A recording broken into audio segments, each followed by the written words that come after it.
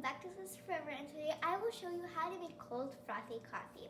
What you'll need is 1 cup, and for 1 cup you will need 2 tablespoons of sugar, 2 tablespoons of instant coffee, and 1 tablespoon of warm water. Now, to make sure that you get the frothiness in the coffee, you will need a coffee frother. So yeah, we are using this one.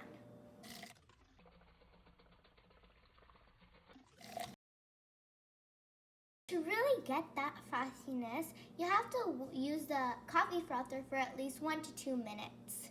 Oh my god, I forgot to tell you, to make it a cold coffee, you're gonna need 1 cup of milk. Look at this. I love coffee and this smells so good. And oh my gosh, I'm so excited to drink it.